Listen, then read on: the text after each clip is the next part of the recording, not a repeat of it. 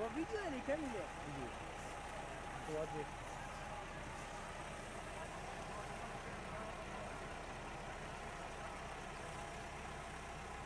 شو تصورين روي؟ خوش جنين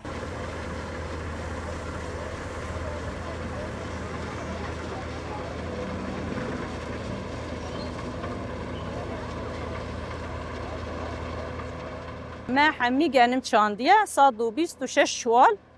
ما جانم إيصال شاندية يعني في 6 سالة ام بيكون براتي فيدا ازري وبريافا تشل جنادك الفيداري يعني معناه كون براتي في يعني انه تشيا يعني نانو مالبات كي تير بكي بس شي هفقرتنا جنة ام هجن وقوتي هفالتي ناسبين يعني ام تشل هالجنن هنا يجي ما جنا هفدي ناديتي ام هفدي ناس ناكن تشتافي مناكن هيجي غشي من تدا يعني حتى تنسر كاري خاو دتشن بهفدي هفالتي دكن يعني راستي کاری و گل کی باشه گل کی کاری انسان فقیر جی دکین به زانه دبن به چاوبل دبن يعني دشنتن يعني انس جن جاري بري فادي دكير يعني جمال خادر كم نهار روجي اسيجا سيرفي عدد دشمت مره عاديه يعني اس كاري خادكم نعي باش مره از دشم استم از خلقي ناز دكم او جي جن جي ولنا اس به سرفرازم به خادي ابوريا خواستم سر کار خواست دشم كيم ببينه يعني مرا نفس گريكه او جي ولنا او جي ناز بعد ورن سر کار خوا شغل کی ما ورن تن ها ام وك جن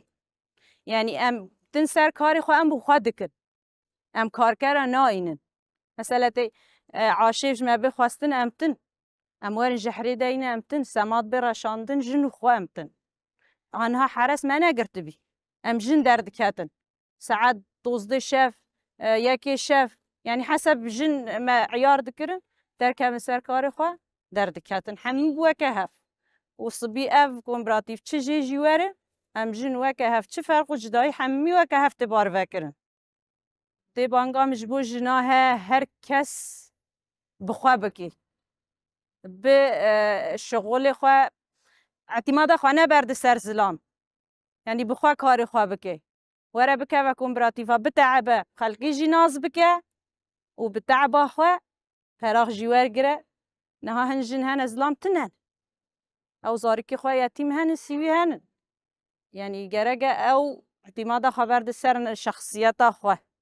نسر زلام يعني هر وقتي زلام نحاضره شاكرة بك اعتماد ما نسر زلامه انا زلام بنين مره فرق نينه ام بخوا دكن جن خوا ام قاري ودبن